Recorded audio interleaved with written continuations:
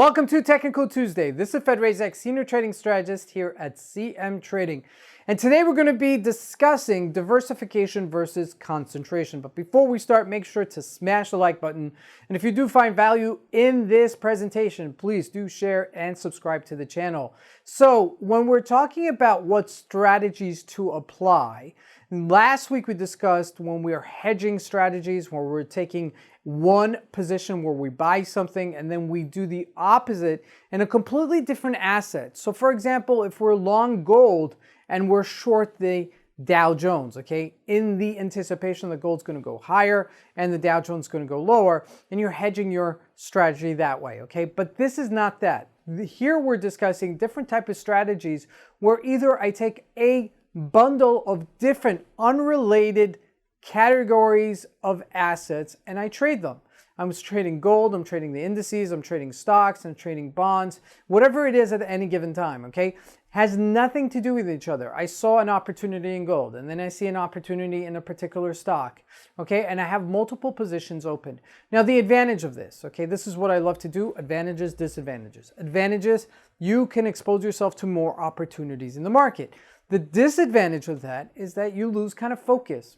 You might get hung up on some of the ones that are your winners or some of the ones that are your losers and kind of have not that mental clarity to be completely present in that stage of when you're taking that trade to really give it all to each trade, okay? And this is like having 10 kids, okay? When you're overwhelmed by them and don't know how to handle it, right? This is exactly like that, okay? Unless you build yourself into that, that takes time, and this does take a skill, okay? So the disadvantage is obviously when you're less focused. So what about if we just trade each individual particular asset at any given time? We're only trading one asset. Now, the advantage of that, you got full focus, but guess what you don't have?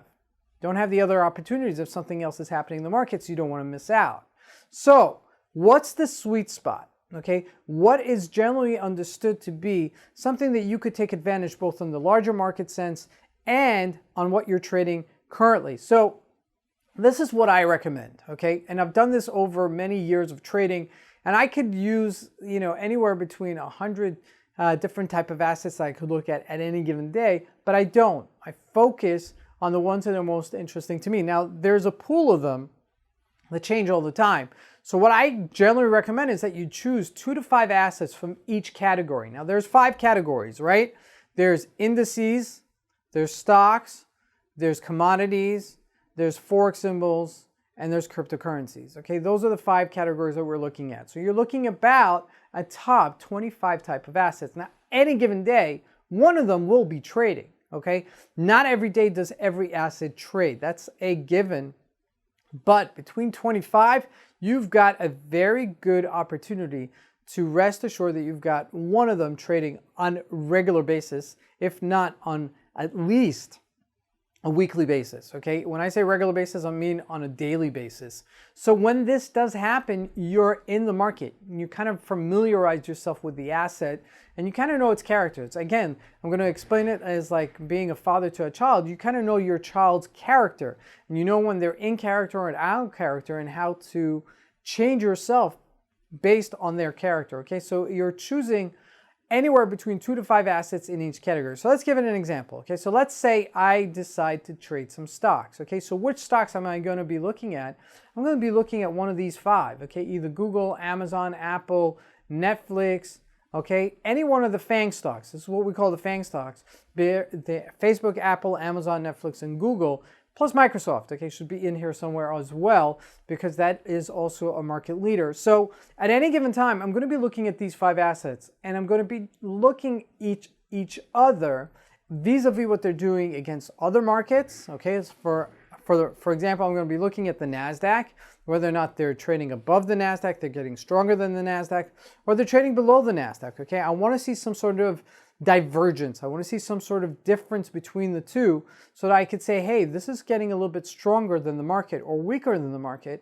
So then I could make probable trades towards that. That kind of like focuses myself into 1 or 2 trades per day. Okay. Now you could take 5 to 10 trades per day at like maybe even 5 to 10 assets, but you got to be ready for it. You got to know ahead of time that you're going to be overwhelmed sometimes by that, and just cut your losses really quickly so you could focus on the ones that are gaining, okay? This is really very important, because what ends up happening, and I see lots of new traders come into the market, is that there's no rhyme or reason. There's no asset allocation, and they're not kind of focusing themselves to a certain skill, and they're all over the place. Remember, if you're trying to duplicate success in a market that is inconsistent, you've got to stay consistent. That's a very key rule of trading, okay?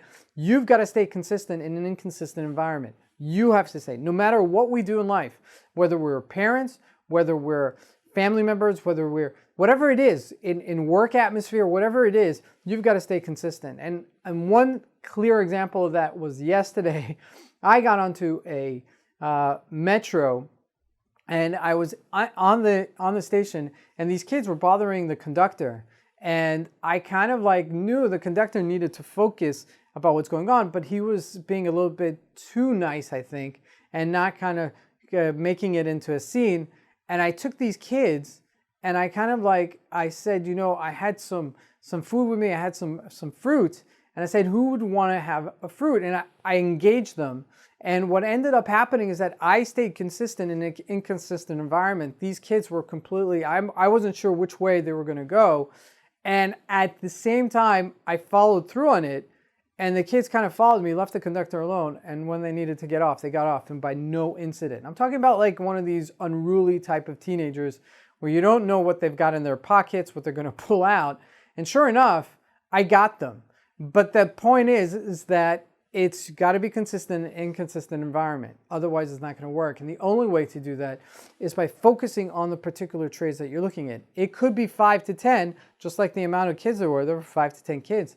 But you've got to be expecting it so that you can anticipate any kind of movements in it. Okay, this is really very important, because asset allocation, again, is just really important in kind of filtering your success. We'll see you here next week on Technical Tuesday. Thank you, everybody.